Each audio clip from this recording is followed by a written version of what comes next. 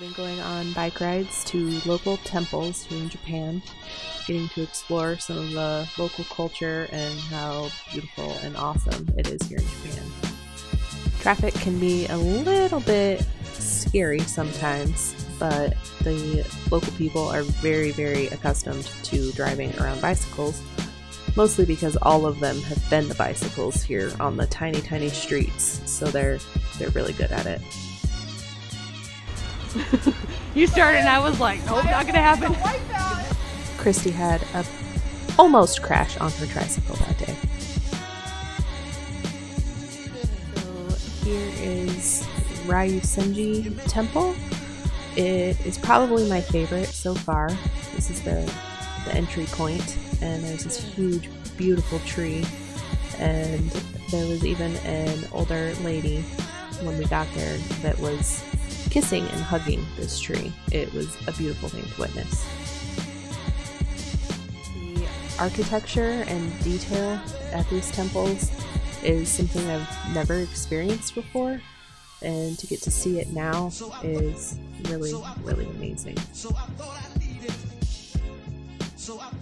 We went to this temple in the spring, so everything was very green and there were a lot of flowers in bloom.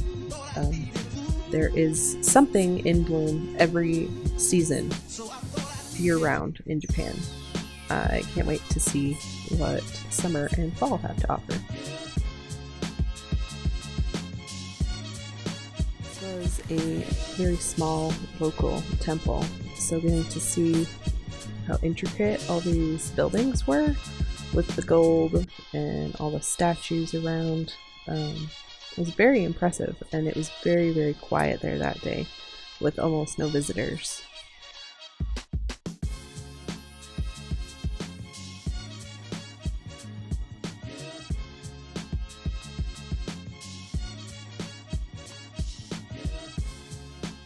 This statue is a show cannon who is a representation of a bodhisattva. Instead of having rain gutters here, they use chains, which are a lot more decorative and do the job of putting rainwater where they want it just as well.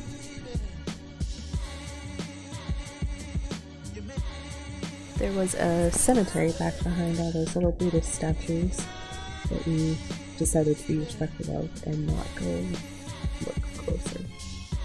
Since this temple had a cemetery, they provide water in buckets that relatives can take to each gravestone to clean it up when they get there. There was a super impressive spiderweb right here.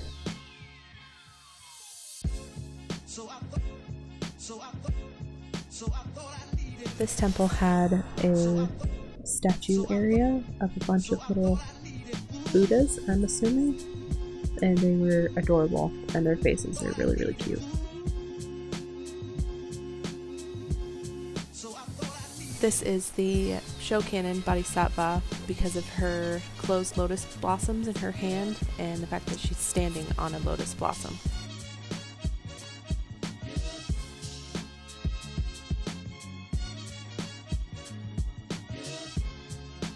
I have seen a bell similar to this at all the temples that I've been to so far. Its purpose is to ring it before you pray as a greeting to Buddha.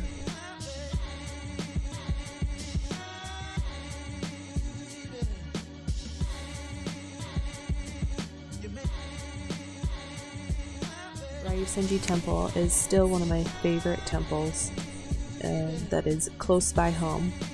We can get to it by bike. There's probably hundreds of temples that we can get to by bike from where we live. Coming soon are more temples, and one of the main Buddhist temples in Tokyo. Stay tuned.